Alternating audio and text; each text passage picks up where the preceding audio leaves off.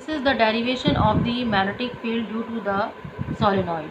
Okay, so I have made another diagram here in which this is a solenoid, upper portion of the solenoid and lower portion of the solenoid. तो ये जो direction आप देख रहे हैं, ये this is the direction of the uniform magnetic field inside the current carrying solenoid. This is uniform magnetic field. This is the direction of the B. Okay, so this is the direction of the B vector. And एक और rule होता है जो हम लगाते हैं यहाँ पे करंट की डायरेक्शन के लिए. अगर मैग्नेटिक फील्ड इस तरह से स्ट्रेट है तो थंब पॉइंट करता है, राइट हैंड रूल होता है ये, थंब पॉइंट करता है मैग्नेटिक फील्ड की डायरेक्शन को and curl of finger will give the direction of the current. तो अगर मैग्नेटिक फील्ड इस तरह से जा रही है तो करंट की डायरेक्शन सोलेनॉइड में क्या होगी? This is the direction of the solenoid, current in the solenoid. And what is this direction? This is the direction clockwise. और अगर मैग्नेटिक फील्ड इधर होगी तो this will be what direction? This will be anti-clockwise. Now see, inside the solenoid the magnetic field is uniform.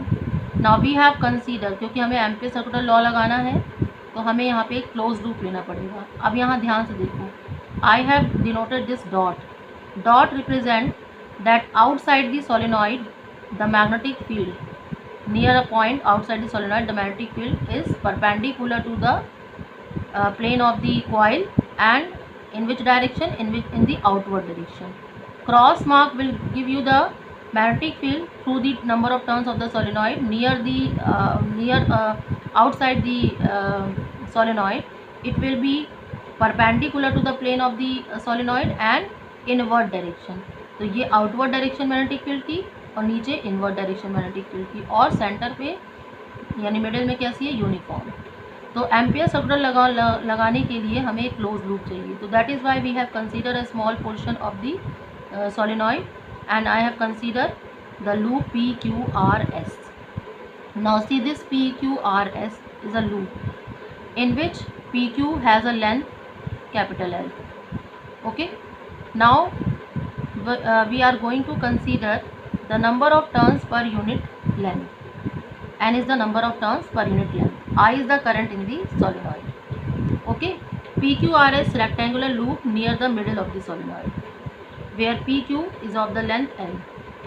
अब सबसे पहले हमें इसमें देखना है कि मैग्नेटिक फील्ड हर लेंथ पर किस किस डायरेक्शन में होगी.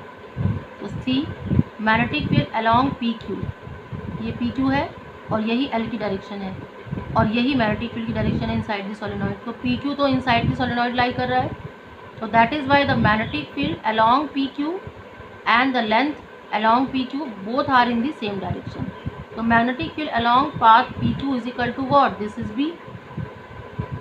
Okay. Now the magnetic field along path RS ये वाला पॉइंट है. कहाँ है ये पॉइंट? Outside the solenoid. और अभी मैंने बताया आउटसाइड द सोलेनॉइड जो मैग्नेटिक फील्ड होती है वो ज़ीरो होती है. ओके. तो magnetic field along the path RS is equal to zero because this is the far point. Now see, these two portions are there also. Direction of magnetic field for the solenoid is along this direction, but QR and SP both are, इन दोनों की length direction of B से क्या है? Perpendicular है. तो B और DL के बीच का एंगल कितना बन गया? 90 डिग्री बन गया. यहाँ के लिए भी और यहाँ के लिए भी. इन दोनों पोर्शंस के लिए मैग्नेटिक फील्ड की डायरेक्शन तो ये दिखा रहा है, लेकिन जो लेंथ की डायरेक्शन है वो ये है. तो दोनों के बीच का एंगल कितना हुआ? 90 डिग्री हुआ. ठीक है. तो 90 डिग्री होने की वजह से the magnetic field due to QR and RS is equal to zero. क्यों? क्योंकि आप पढ़ते हैं closed integral B vector dot DL vector. ठीक. अब इसमें BDL अगर हम लगाएंगे BDL cos 90 डिग्री, तो cos 90 क्या होगा? ज़ीरो. तो इसीलिए मैग्नेटिक फील्ड इस पोर्शन और इस पोर्शन इन तीनों लेंथ के लिए क्या होगी? ज़ीरो होगी. Okay. Now if we consider total number of turns in the length L, ये तो number of turns per unit length है PQ के लिए, लेकिन PQ की टोटल लेंथ कितनी है? L है. तो number of turns in length L is equal to what? N into capital L.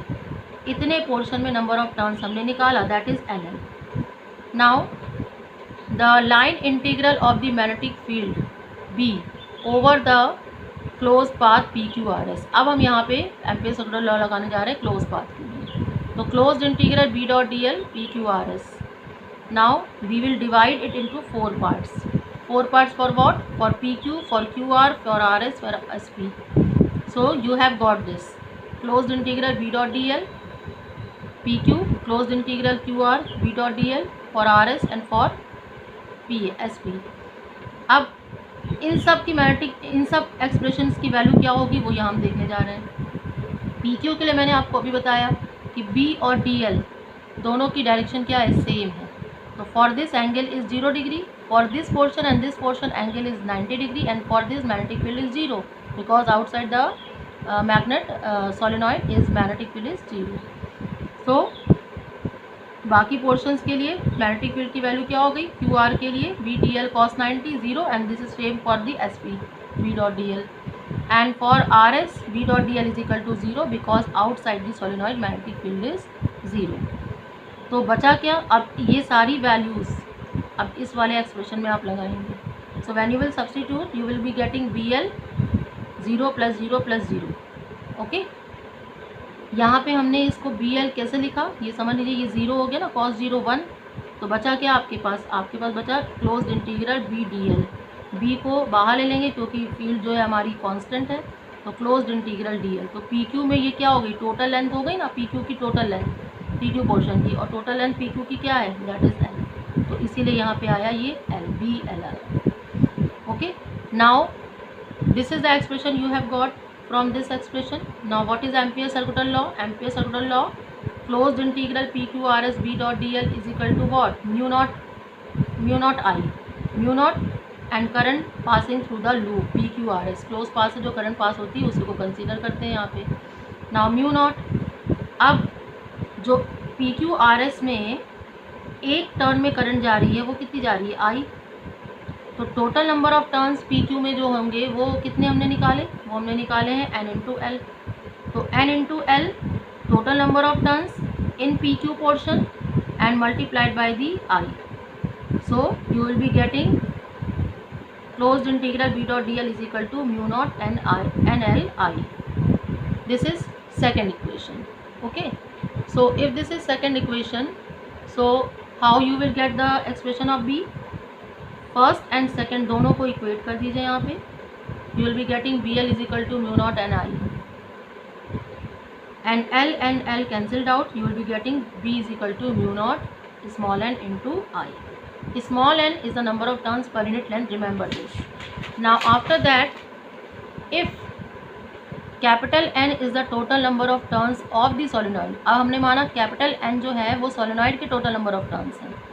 तो what is small N, small n is equal to capital N divided by total length of the solenoid, and this will be the formula.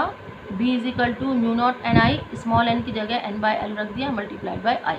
So this is the formula of the magnetic field along the axis of the solenoid due to the total number of turns.